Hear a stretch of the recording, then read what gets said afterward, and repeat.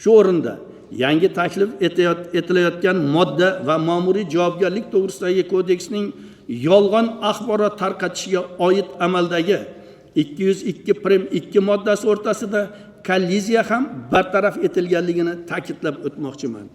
Birinchidan, yangi kiritilayotgan moddaning dastlabki tahririda qo'llanilgan yolg'on, noaniq degan so'zlar chiqarib tashlandi. Ya'ni 202.2 moddada qadr qimmatini kamsituvchi yoki obro'sizlantiruvchi yolg'on axborot, 195.2 moddada esa obro'sizlantiruvchi buzilgan axborotni tarqatish taqiqlangan. Guvohi bo'lganimizdek, yangi taklif etilayotgan normada ma'muriy javobgarlik to'g'risidagi kodeksning 202.2 moddasidan farqli ravishda buzib tarqatilgan ma'lumot yolg'on ekanligini yoki haqiqatga to'g'ri kelishini ahamiyati yo'q. Ya'ni bu yerda huquqbuzarlik predmeti sifatida aynan buzilgan, montaj qilib tarqatilgan axborot nazarda tutilmoqda. Ushbu norma amaldagi qonunchilikda belgilangan majburiyatlarga ham mos keladi. Xususan, axborot erkinligi prinsiplari va kafolatlari to'g'risidagi qonunning 7-moddasida axborotni buzib talqin etish taqiqlangan bo'lib, tarqatilayotgan axborotning haqqoniyligi uchun javobgarlik axborot muallifi zimmasiga yuklatilgan.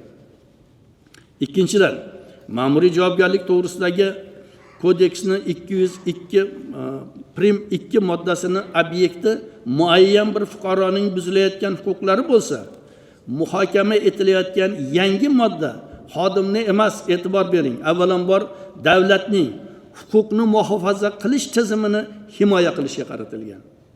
Bu ma'muriy javobgarlik to'g'risidagi kodeksning 195.2 moddada javobgarlik yuzaga kelishining qo'shimcha sharti nazarda tutilganligi bilan asoslanadi. Ya'ni foto yoki video tasvir xodimning jamoat xavfsizligini ta'minlash bo'yicha xizmat vazifalarini bajarayotgan paytda olingan bo'lishi lozim. Javobgarlik kelib chiqish uchun talab etiladigan ushbu shart davlatning huquqni muhofaza qilish tizimini himoya qilishga qaratilgan bo'lib, umum jamiyat manfaatlariga mos keladi. Uchinchidan, ma'muriy javobgarlik to'g'risidagi kodeksning 202.2 moddasida nazarda tutilgan huquqbuzarlik takroran sodir etilsa, Jinoyat kodeksining 244.6 moddasiga asosan jinoiy javobgarlik kelib chiqadi. Yangi kiritilayotgan huquqbuzarlik esa faqat ma'muriy javobgarlik bilan cheklanmoqda. Bu nuqtai nazardan ushbu norma huquqbuzarlarga sezilarli darajada yengillik ham beradi.